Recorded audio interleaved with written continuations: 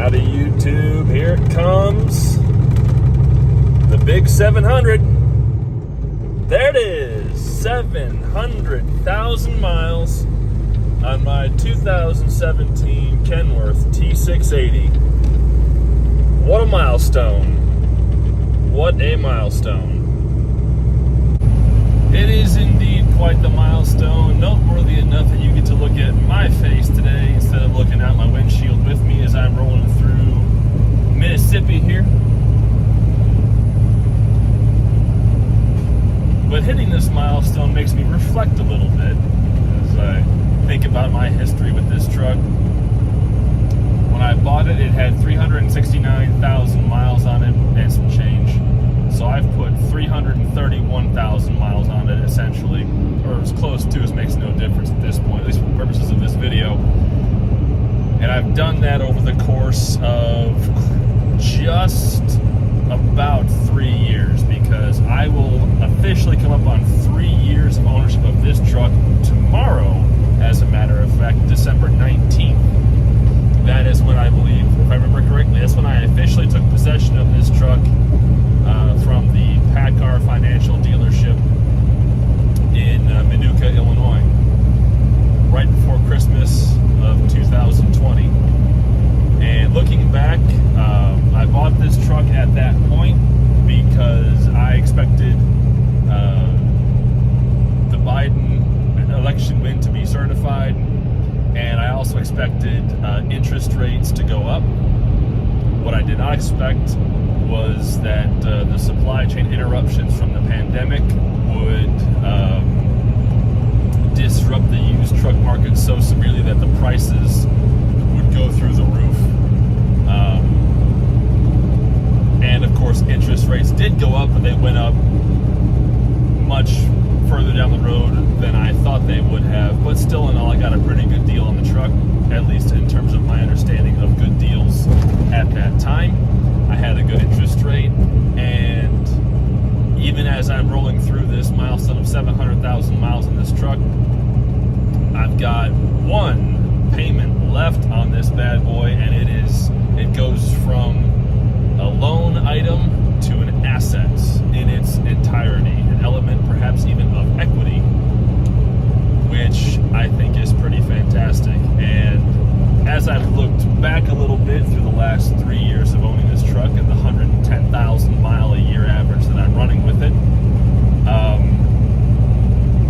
I can't help but also at the same time kind of look forward and think about the future with this truck, because the way things have gone and the way the markets have shifted and the way that I'm expecting things to shift in 2024, especially as we get closer and closer to the election next November. You know, it's become much more clear to me that as much as I would like to get into a younger truck mileage-wise, or perhaps something that I can guarantee has been properly overhauled, whether it's an old long hood with a manual transmission, or, you know, whatever the case may be,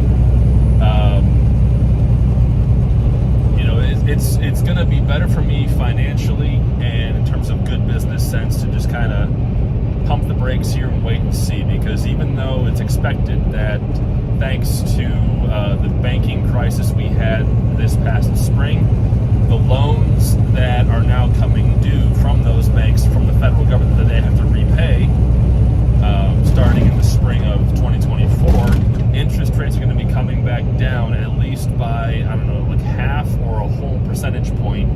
Or that's the expectation. I think it's going to start with a quarter point basis reduction in interest rates sometime in March is the expectation, and then follow along with probably, you know, a full percentage point or more through the course of 2024 itself, depending on how things go. I don't know. I'm not an economist. Obviously, I'm a trucker, but this is what I've heard, and that's kind of what I've kind of put together thanks to a random video on Instagram I came across. But that will mean that there's a possibility that sometime in late 2024 I could consider trading out of this truck if I really, really wanted to.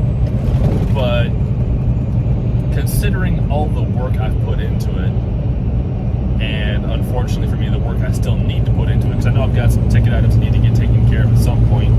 I've still got one more air lead to get sorted out, and I've got the DPF to sort out. Probably need to get the clutch looked at. And then once I get those three items taken care of, it's probably going to be looking ahead towards, possibly doing an overhaul at some point in the next 150 to 200,000 miles. Maybe. I don't know. Truck's still running pretty good, so it's hard for me to really nail down, does this truck actually need an overhaul, or do I need to take care of peripherals around the engine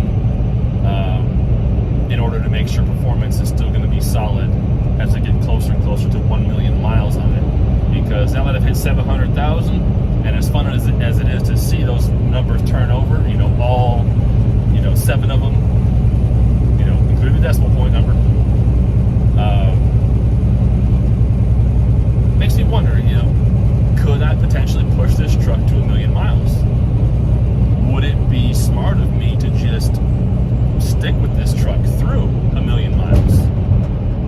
That's a question that I need to ask myself, and I need to ask it with real honesty, because as nice as the newer trucks look, and they got all the better features, they've got better motors, they've got all this new flash and whiz bang and whatnot, digital displays and all kinds of other stuff. It's like, all right, well, that's all fine and well and good, but I know this truck pretty well. 3 years living in it, 330,000 miles driving it, a lot of time in and out of the shop, learning a lot about the PACCAR MX-13, learning a lot about that APU that got bolted to the side of my frame there. I've done a full set of tires on it. Done a lot of suspension work, differential replacement, sensors. Oh, so many sensors. Just had the thermostats redone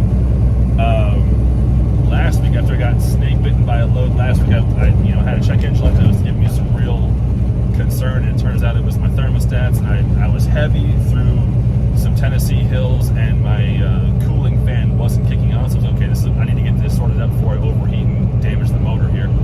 And I'm glad I did, because even though it cost me a day, it needed to be done. But still in all, now that I got all this stuff done into it, okay, is it wise of me to then trade out of it and into a truck that's going to experience those exact same issues, regardless of make, model, and manufacturer,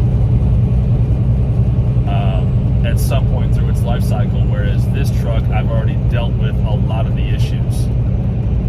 And, the more I think about it, the better I think it is for me just to, get it paid off and then just start restacking all the money I've had to spend on it, because that payment I won't be making anymore. Now that can go right into savings.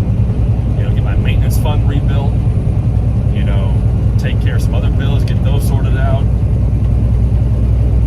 and then just be able to be more flexible for the next round of issues that comes up. Because, with these trucks, now that payments are almost done, it's just going to be parts now with this truck until something happens and I get out of it.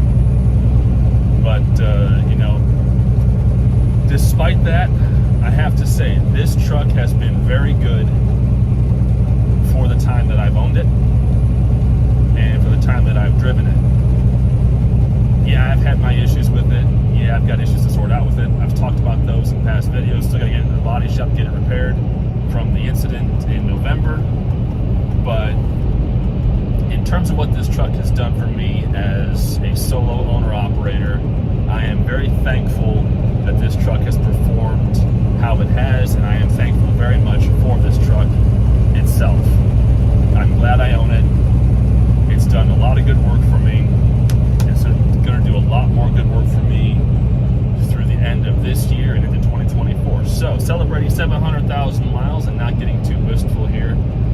Looking ahead to a bright future, even though 24 is going to be a wild year, I'm sure. I'm looking forward to it, because I'm going to get through it, and this truck's going to help me do it. So with that being said, YouTube, thank you so much for watching. Thank you for helping me celebrate 700,000 miles, and I will see you down the road.